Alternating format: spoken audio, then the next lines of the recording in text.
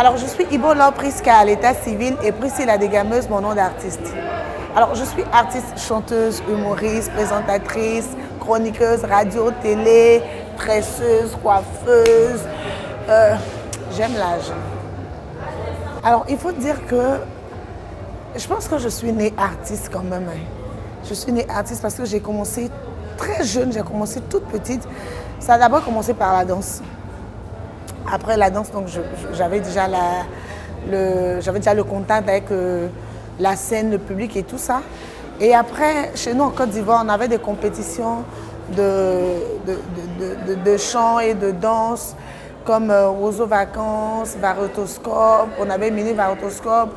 Donc des compétitions qui mettaient en exergue et tout ça. Donc c'était l'un dans l'autre. En même temps que je dansais, je faisais aussi des sketchs. Donc je faisais du théâtre. Et donc, après, naturellement, quand tu fais du théâtre, c'est vrai que tu n'es pas officiellement humoriste, mais tu fais rire. Donc, j'avais déjà cette fibre-là. Et puis, comment c'est venu, comment j'ai décidé d'embrasser ce métier-là, de me perfectionner. Il y a, on va dire, il y a quoi, peut-être 5 ans. Il y a 5 ans, je voyais des vidéos stand-up de Florence Foresti, de notre maman Claudia Tagbo, je voyais Valérie Ndongo et je me suis dit, au-delà de ce que je fais déjà comme vidéo drôle, donc notamment sur les réseaux sociaux, parce que j'étais aussi sur les réseaux sociaux, enfin je suis toujours sur les réseaux sociaux, je me suis dit, c'est ça là qui me manque en fait, c'est ça que j'ai envie de faire. J'ai pas envie de faire comme tout le monde. Quand je dis comme tout le monde, c'est vrai que le stand-up, il vient de loin, mais il n'est pas encore vraiment connu chez nous en Côte d'Ivoire. Et j'ai voulu être l'une des premières, on va dire, sans toute modestie mise à part, qui embrasse ce registre-là et qui veut aussi donner de la voix, de la force à ceux qui viendront après nous. Voilà. Alors, j'ai eu la chance, ça s'est fait facilement et rapidement parce que déjà sur les réseaux sociaux, sur ma page Facebook qui est Dégamage de Prisci, allez vous abonner. Je faisais déjà des petites capsules. Et vous savez plus ou moins que dans ces capsules-là, naturellement, on retrouve des scénarios, on fait des réalisations, on fait des montages, sauf que déjà c'est à petit budget, c'est à petit coût et c'est j'ai envie de dire avec un petit matériel. Donc la différence justement se trouve dans la structuration et dans le budget. Donc quelqu'un qui est capable, qui a déjà cette fibre, qui est capable de faire des vidéos, qui est capable de faire des mini-films sur les réseaux sociaux, je dis passer de là au grand écran, il n'y a pas vraiment, c'est pas la mer à boire. Voilà, donc ça s'est fait aussi facilement. Après, naturellement, comme tout artiste, déjà, tu as ta première scène, tu as cette scène-là qui t'a donné le plus gros cachet, tu as ton plus grand voyage, tu as ta plus grande rencontre. Enfin, il y en a tellement. Mais après, je veux dire, les moments qui m'ont fait me surpasser, c'est ces fois-là où les gens ont douté de moi. Ces fois-là où j'entendais des méchancetés.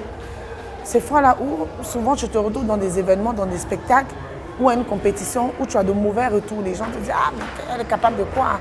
Ah, elle, c'est qui celle-là » Tu vois, quand tu as des retours comme ça te donne encore plus la force de travailler et d'arriver au stade où voilà, tu te fais interviewer par Africa 24. Alors à court terme, c'est des spectacles, j'ai un calendrier bien chargé par la grâce de Dieu. Et je remercie ma structure pour ça. Monsieur Landry Assanvo et Diama Diallo qui me donnent les grands contrats. Donc c'est des spectacles. On sera à Paris, on sera au Congo, on sera au Gabon. Et puis aussi, je travaille sur mon projet parce que je suis aussi entrepreneur. J'ai un concours de beauté qui s'appelle Miss Noire et Belle qui valorise la teinte naturelle, donc notamment le teint noir. Et donc on va lancer la 5e édition là bientôt. Donc on travaille sur ça.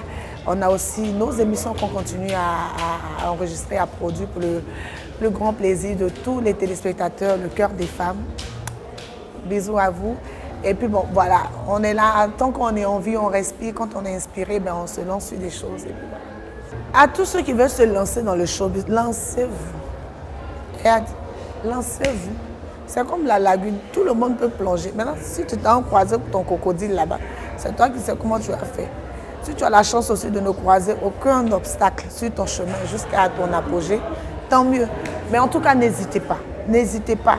Il faut écouter les conseils, certes, mais il ne faut surtout pas écouter les gens qui vous disent de lâcher prise. Et généralement, les gens, ils sont dans le truc et ils refusent que les... Moi, je préfère que chacun fasse son expérience. Ça ne réussit pas forcément à tout le monde, on est d'accord. Mais qui sait, peut-être si tu ne tentes pas, peut-être que c'est ta chance. Donc lancez-vous et jetez-vous même. Moi, les groupes hip-hop, je les aime quand ils sont 3. J'ai 3, 4. Je n'aime pas quand il est seul. Là, il peut terminer comme Kérosène. On ne sait pas si c'est le second, on ne sait plus. Tu vois, et généralement, nos groupes, nos chanteurs hip-hop, ils ont 13, 14, 15 ans. Mais ils sont amoureux. Quand on les annonce, on les voit. Oh! Yeah! 13, 14, 15 ans, ils sont là. Yeah! Non, t'as pas de 70 ans qui ont 17 enfants au village. Si eux, ils devaient faire ça.